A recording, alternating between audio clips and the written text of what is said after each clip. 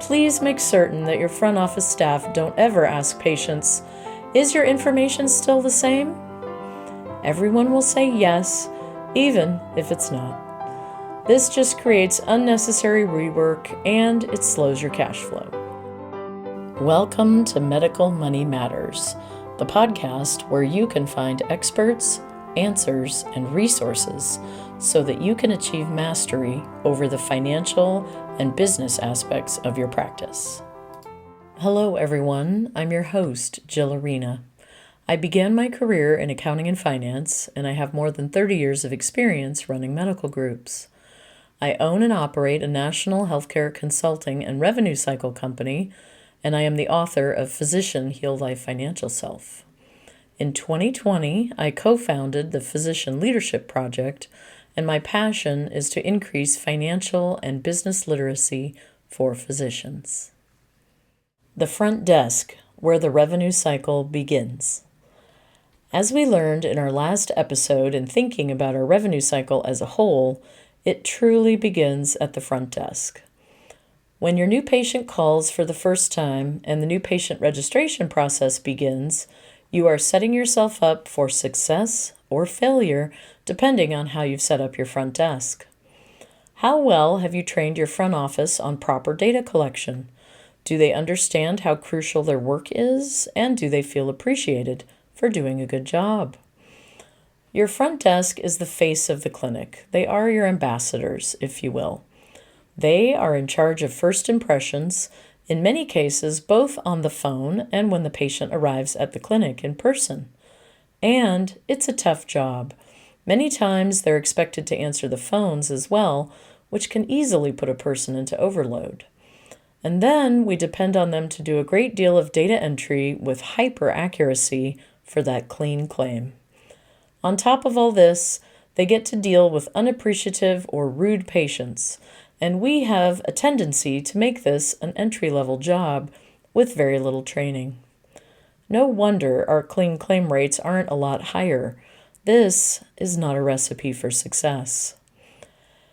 If you're now finding yourself feeling a little sheepish about the fact that your front desk matches that description, don't despair. Most clinics do. So, what are the best ways to break out of this pattern and level up your front desk? We highly recommend specified front office training for all of your staff. Training materials can be found on our Medical Money Matters podcast content website at medicalmoneymatterspodcast.com, and at a minimum, the training should include written workflows and training on all of the following: basic knowledge of the insurance companies in your area, detailed instruction as to how to enter them into your practice management system, registration workflows including all data fields that need to be captured, appointment scheduling rules and parameters for new and existing patients, including the appointment types we mentioned in our previous episode about balancing payer mix, and detailed instruction on how to utilize your practice management system for insurance eligibility verification, and what to do with any patient who fails an eligibility check. We should stress with our front office folks that delays in revenue cycle create wasted time and potential loss of revenue for the clinic. Sometimes, when we say things like loss of revenue, we don't connect the dots the way we should, and members of our front office can shrug that off. So it's good to be clear about what regular losses of revenue mean. We tend to joke that it is death by 1,000 paper cuts, but it can have more serious consequences for the staff person, such as loss of bonuses, wage freezes, job cuts, and most definitely stressful environments if the clinic is under financial strain. It's critical that the front office team confirms that the right patient is being reviewed. Many names sound or are spelled similarly. Staff should always review coinsurance, co-payments, and deductibles upon check-in, and at least have a rudimentary understanding of what those mean. It's also critical that they confirm that you have the correct patient address on file, along with their insurance plan name and the benefit level. More on powerful check-in questions in a moment. They also need to document who is the subscriber for the patient's insurance coverage and whether or not the patient is a dependent.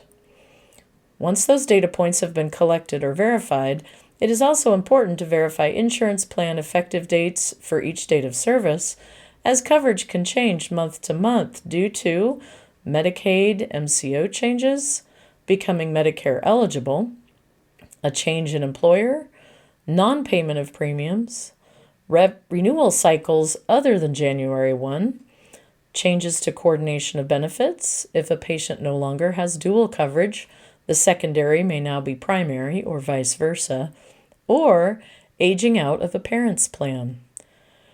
Whew, there's a lot to remember. And we've given this important task to entry-level staff. I encourage you to think about that and about how you can support them to be better at their jobs. What they do for you is mission critical. If you are a subspecialty clinic or if you're sending patients out for specialty care, it's also important to understand your patient's health plan policies with regard to referrals and authorizations. Most patients don't understand their benefits at this level, but they expect that you do. As you might imagine, this part of the work is also very significant to the outcome in the revenue cycle. If you don't have a referral or prior auth on file prior to seeing the patient, the insurance company can refuse to pay you. Sometimes your staff can get a retroactive referral or auth, but it's not good business practice to bet on that, and it's also a waste of time to be doing rework because it didn't get done correctly the first time. We strongly recommend that our clients have a list of common payers in your area who require referrals or authorizations for specialists. Now that the patient has made his or her appointment and the day is drawing near, there are several workflows that are used by highly performing practices. First is appointment confirmations.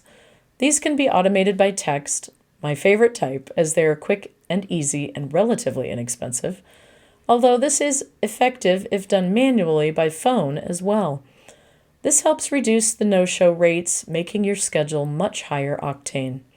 It also allows your team to capture last-minute information prior to the face-to-face encounter, and it gives your team a chance to confirm that the necessary referral or authorization is in place. They can use this time to remind the patient to bring insurance cards, co-payments, outstanding balance payments, medication lists, etc., and they can even capture demographic changes. If you don't have a system for confirming appointments in place, I highly recommend adding one. There are a lot of great products out there if your practice management system doesn't have this feature built in. The next workflow is check-in prep, which we recommend that your team does by reviewing the schedule 48 hours in advance.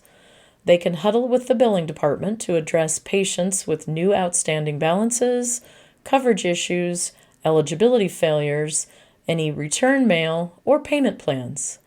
Charts can and should be flagged for any special information or payment needs upon check-in, so your front office staff can capture it while they have the patient in front of them. We'll conclude our episode on the importance of the front desk with the 3 most powerful questions they can ask patients upon check-in. Number 1, I wish I had a nickel for every time I checked into a clinic and was asked, "Is your insurance still the same?" Best practice is to ask to see their insurance card. Patients should be expecting this by now, and since you're billing their insurance as a courtesy to them, they should be happy to share it with you. Your team should verify it by comparing to what is on file now and scan the card both front and back when any changes are identified. Number 2, instead of asking, "Are you still at the same address?" the second powerful question to ask is, "Are you still on First Street?" And number 3, you might imagine that instead of asking if their phone number is still the same, a highly performing front office person will ask, "Is the number ending in 5309 still a good number for you?"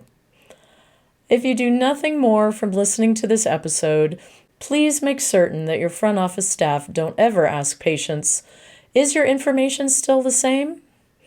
Everyone will say yes, even if it's not. This just creates unnecessary rework and it slows your cash flow.